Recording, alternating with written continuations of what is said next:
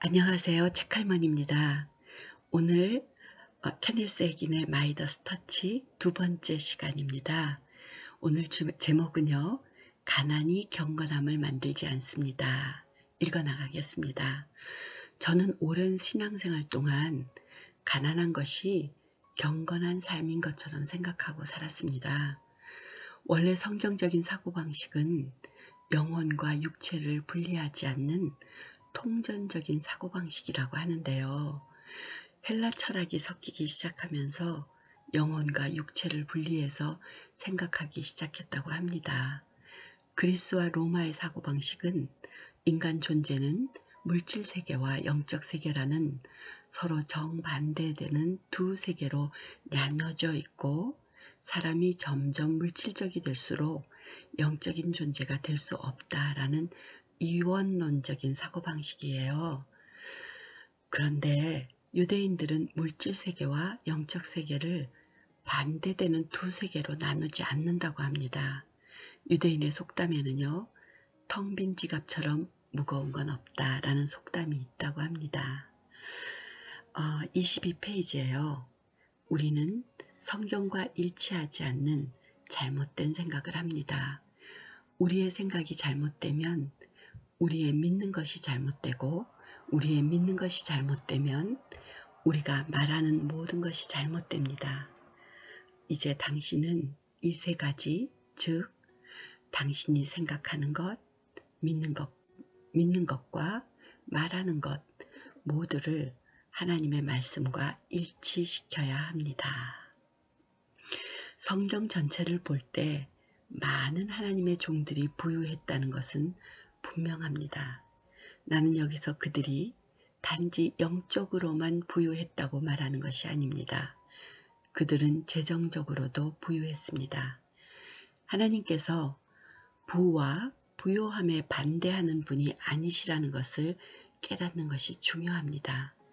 그렇지만 하나님은 탐욕을 쫓는 사람들은 반대하십니다. 물론 돈을 가지는 것이 잘못이라는 것이 아닙니다.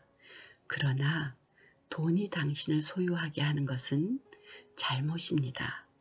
돈이 당신을 다스리는 주인이 되게 하거나 당신이 재정을 당신의 정욕을 위해 써버리는 것은 잘못입니다. 34페이지에요. 나의 사고가 바뀌어서 하나님께서 부요함이란 주제에 대해 말씀 안에서 말하고 있는 바와 내 생각이 일치해야만 했습니다. 네, 저도 사실 제 생각이 하나님의 말씀 안에서 바뀌고 하나님의 말씀과 일치되어야 하는 작업을 하고 있고요. 이 부분에서 굉장히 잘못된 개념이 있었던 사람이에요. 제 자신의 고백을 하자면요. 저는 돈에 대해서 상당히 위선적인 태도를 갖고 있었습니다. 마치 돈을 초월한 듯한 초월해야 할 것 같은 착각을 하고 있었어요.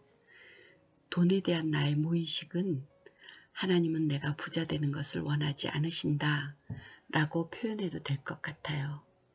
제가 건강하게 부를 누리지 못했던 이유는 잘못된 것을 알고 그것을 옳다고 생각한 것이었습니다. 제가 잠깐 자기점검 문제를 내볼게요. 아무한테도 발표하지 않아도 되니까 혼자 솔직하게 생각해 보세요. 돈이 필요한 일, 어떤 일, 즉 누구를 돕는다거나 어디를 가야 할 때 첫 번째 의논 대상이 주머니인가요? 하나님인가요?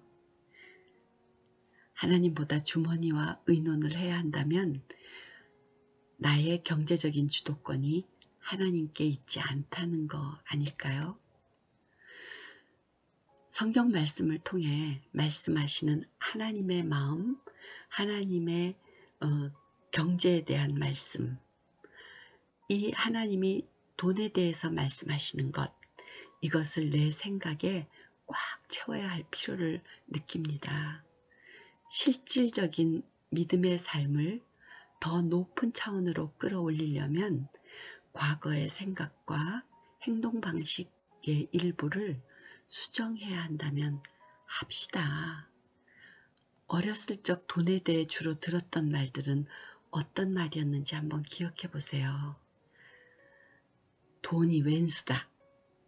돈 있고 시간 있고 건강하면 영혼은 망하게 되어 있다. 부자는 나쁜 사람들이다. 믿음이 좋은 사람은 부자가 되려 하지 않는다. 돈은 행복을 살 수 없다. 돈 하는 건 천박하다. 이런 말 혹시 듣지 않으셨어요? 사람은 감정과 논리 사이에서 거의 대부분 감정을 선택하는데 어렸을 적에 들은 말은 무의식에 남아 감정을 유발시킨다고 합니다. 우리 무의식에 박혀있는 독초를 뽑아내면 결실을 맺기 시작할 것입니다. 네, 우리는 건강하고 시간에 쫓기지 않는 그리고 하나님의 사랑으로 가득한 그러한 그리스도인이 될 잠재적인 부자입니다. 안녕히 계세요.